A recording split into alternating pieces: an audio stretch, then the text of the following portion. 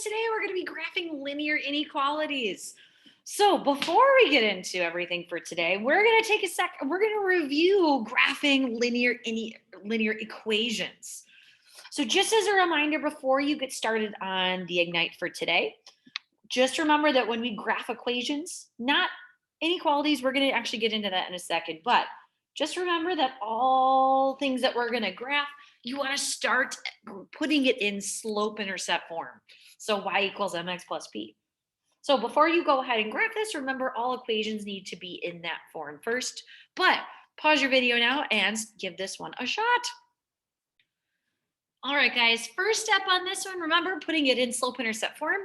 First we had to do that is a fancy way of saying get y alone. So add 4 to both sides. And then we can go now about and start graphing this. So if you guys will remember this b on the end, that always stands for your y-intercept. And the number that's in front of x always stands for m, which is your slope. So we always start by graphing b. This one always happens first. And then we always then apply our slope, which is the top number is your rise and the bottom number is your run.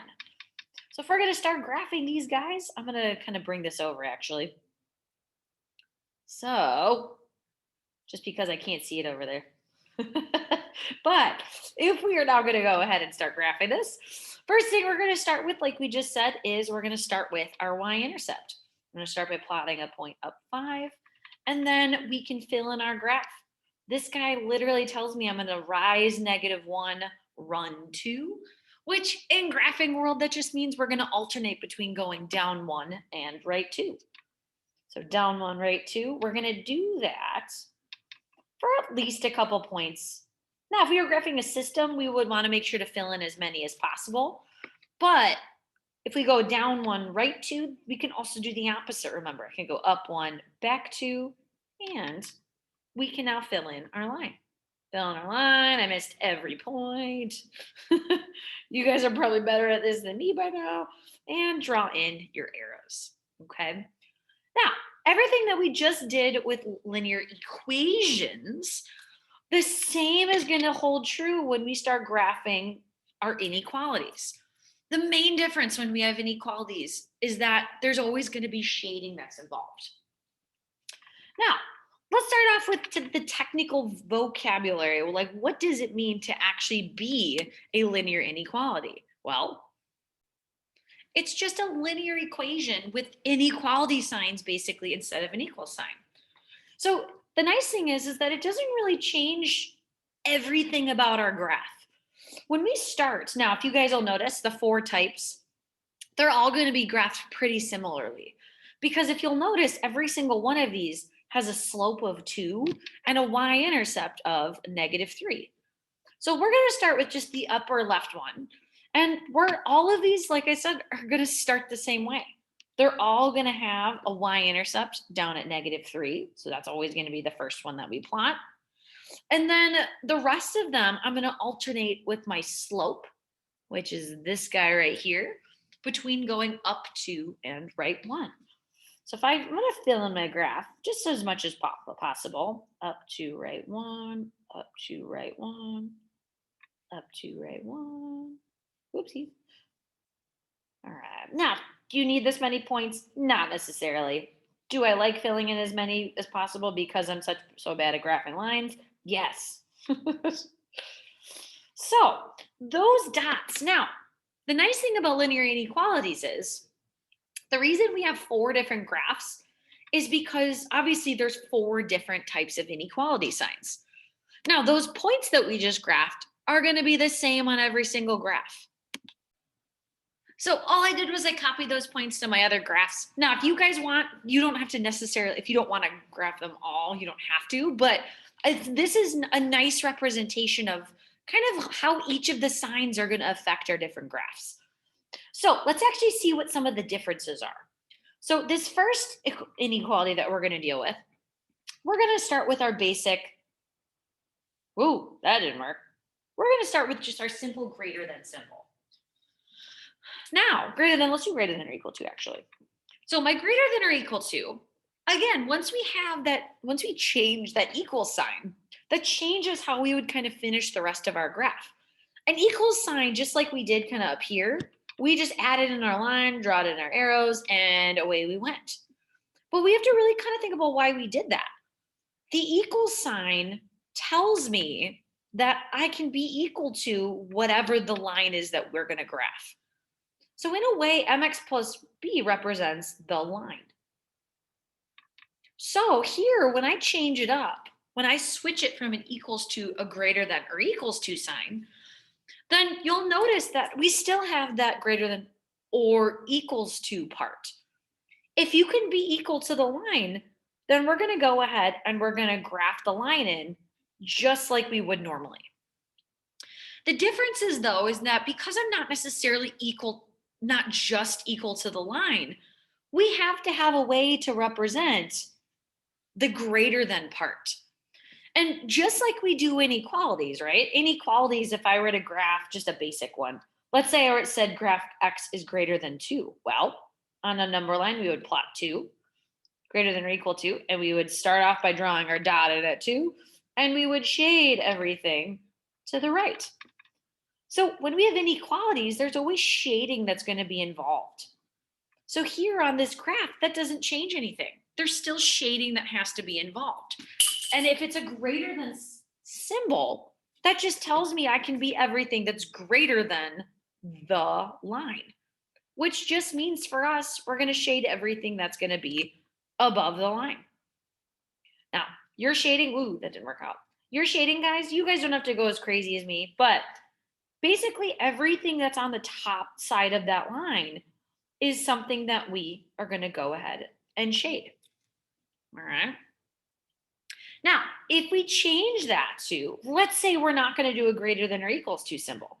Let's say we just do a greater than symbol. Well, we still kind of follow that same kind of mentality. If I'm greater than, that just means I'm not equal to the line. So we're not going to shade the line in. Now, in graphing world, that means kind of you can do that in kind of one of two ways. If you want to leave it as just the points, we're not going to connect the dots on this one technically, because the line itself is not technically part of the shaded. Now, another way that we'll usually do this, and you'll see this is pretty common, is people will use what's called a dash. We're just going to use a dashed line, which does that same thing. It pretty much just represents that we're not equal to the line, but we're still greater than the line, which means we're still going to go ahead and we're going to shade everything. Ooh, well, you guys know what I mean. That was really messy, but we're going to shade everything above our line. Now you can probably already start to imagine it, but let's say we change our symbol to be less than or equal to. Well, the or equal to part tells me I can be equal to my line, which means that's no different than y equals mx plus b. We're going to draw in our line, fill in our arrows. That doesn't change. But here, we're not greater than anymore. We're less than 2x minus 3, which is another way of saying we're less than the line. So pick any point, and we're going to shade less than is another fancy word for just meaning below. So for this graph in particular, now what we're going to go ahead and do is, again, we're still going to shade, but we're going to shade the other side of the line. All right. Now, if you guys are doing this on paper, totally fine. You just want to make sure it doesn't have to necessarily be like mine, because I can use like a highlighter on this. If you guys are doing this by hand, if you want, you're going to take your pencil and kind of lightly kind of just shade in that general side of the graph. All right. Now, if we switch it to just be a strictly less than line, that means we're not really equal to the line. So again, we still have our arrows, but I'm going to go through, wow, that didn't work. And I'm just going to kind of dash in and things in between. Now, if you're one of those students and you're super messy and you're like, Ms. Hardy, mine still looks like a solid line. It shouldn't. Then one way that some kids will tell me that, they'll draw a line to it and they'll just say dashed. Or they'll say dotted or something along those lines. So if you make a mistake and you're one of those students that works in pen, then just draw a line on there and tell me that it's dashed, okay? But kind of like the one we just did, since since my symbol is a less than symbol, that just means, again, I'm going to shade everything below my graph. So I'm going to go everything down here, and we're going to shade in everything below this guy. All right. So just like the ones when we were, just like these, sorry guys, just like these inequalities, like I did when we had x is less than or equal to 2, just like here when we would draw on our dot and then we would shade in one side, that's still holding true when we actually go ahead and graph our linear inequalities. Now let's look at one kind of from scratch. So if you guys look at the back page here, you guys are going to notice that really the goal is to really find that region to shade. Anything in the shaded region, just like on just a plain old number line, anything in that region is actually going to be a solution. And I'll show you kind of what that means in just a moment. But when we go ahead and graph, it's no different than linear equations. We have to make sure, first of all, that we solve for y. I have some steps kind of up at the top. If you want to write in parentheses, we want to put it in slope-intercept form, y equals mx plus b. It's not really slope-intercept form because that implies that there's an equals, but we still want to get y alone. And then we have to shade one of the sides. So first up, if we look down at example 1, it says directions. We're going to graph the linear inequalities. And we're going to first ask ourselves, is y alone? And the answer is, yes, it totally is. Now, if y is alone, that means that the number on the end, this -7, that's going to be our y-intercept. So I'm going to go ahead and plot that. And then my slope is a 3. In this case, the number before x is 3/1, which means we're going to be rising 3 and running 1. So I'm going to alternate between going up 3, right 1. You don't necessarily have to graph as many out there as possible, but I always like to, just because I like being as accurate as possible, and especially with the way I draw lines. Now, here's where we have to pause. This is where it's not like an equation, because we first have to see, well, am I going to fill in my line or is it going to be dotted? And we know, because if I look at the sign, this guy right here, that's a strictly less than symbol, which means I'm not equal to my line. So that tells me that our line here is going to be a dashed guy. Still going to have our arrows on the end because this kind of invisible fence is still going to go on forever. But now we need to follow step 2, which is don't forget to shade. So now my next step is to determine which way to shade.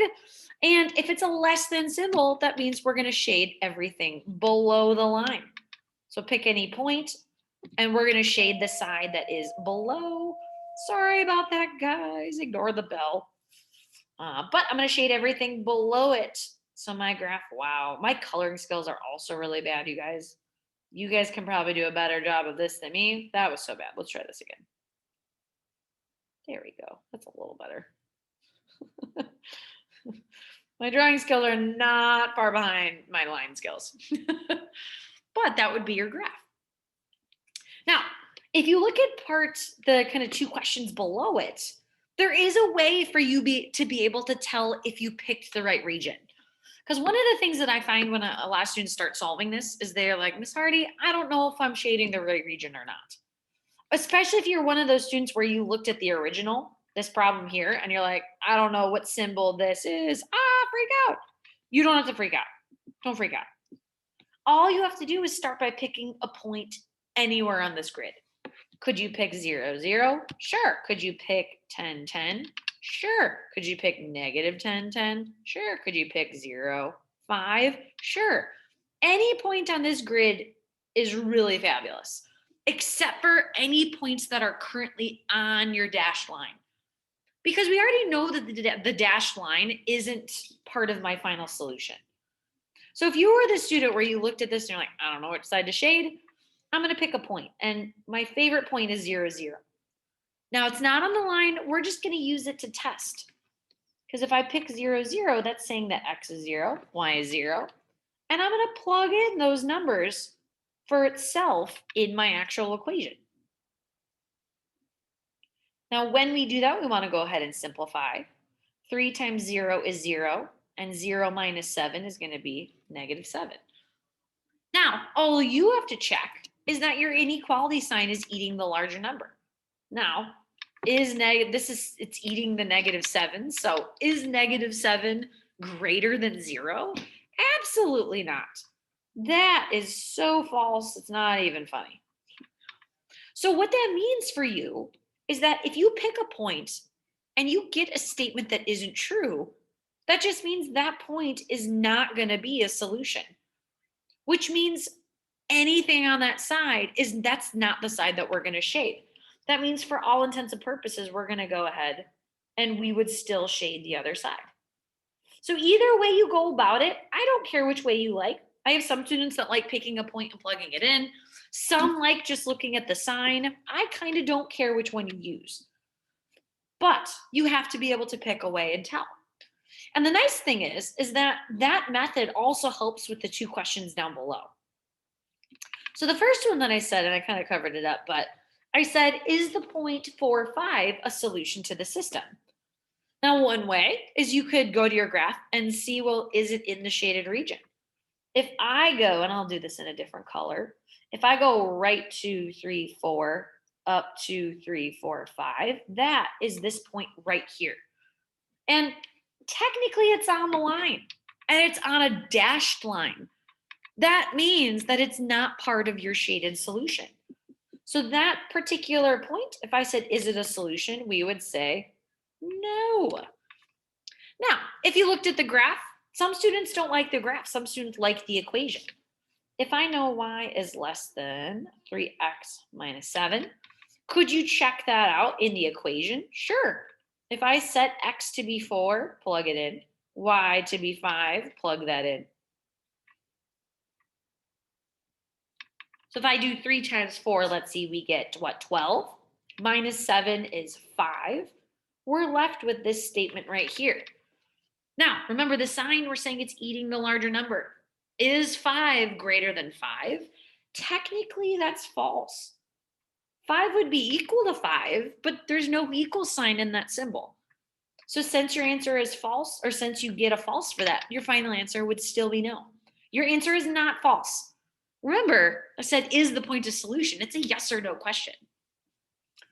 So what I want you guys to do, I want you guys to try two things. I want you to pause your video and I want you to not only try, I'll do it in blue, I want you to try answering the second question about the part A graph, but I also want you to try on your own, I want you to try graphing part B and answering the questions down below. So pause your video now and I want you to give those two a shot.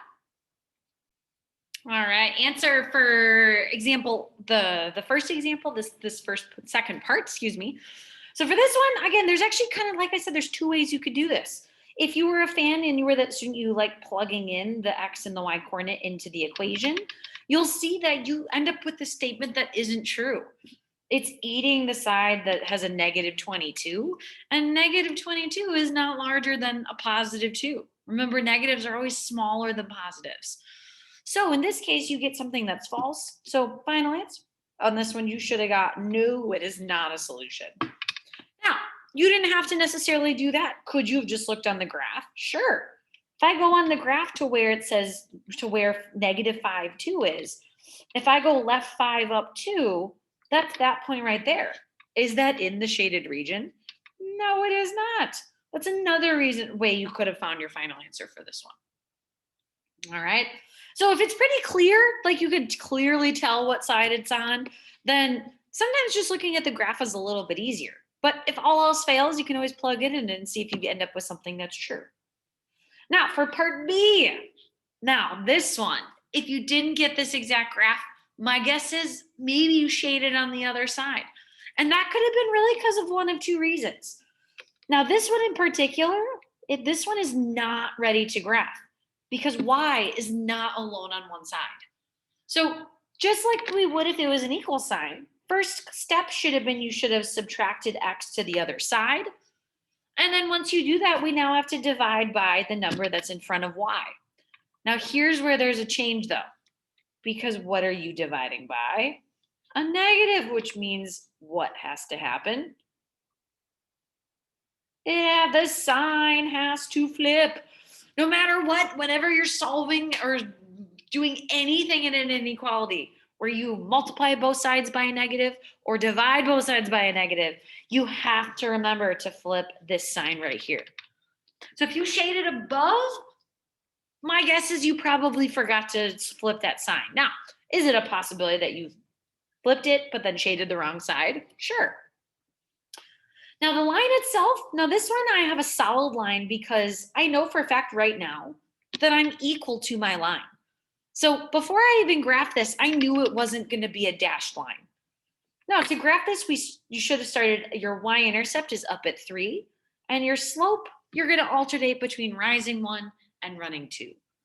So the line itself, those should have been your points for the line.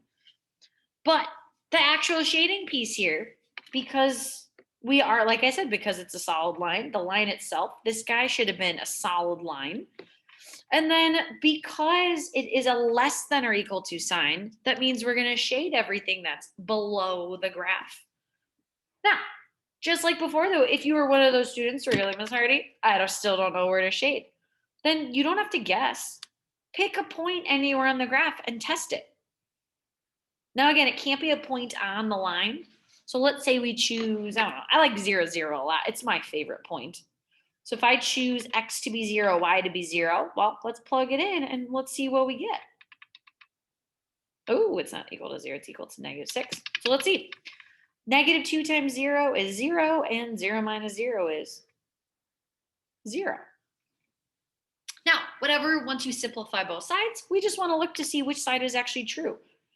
So it's eating the 0, which means we're saying 0 is larger than or equal to -6. And that's actually true. 0 is still larger than any number, any negative number out there in the world. So since this answer is true, that just tells me that that's the side that we're going to go ahead and shade. The side with that point, that's why that tells me that we still should have shaded, we still should have shaded this guy. Why isn't that working? That's okay. We'll fill it in. But that's why I still would have gone ahead and I would have shaded this side of the line. All right. So if you guys look down below, there are a couple of you try nows that you guys could check out. But before you do that, I figured I'd fill you in on your answers for this guy.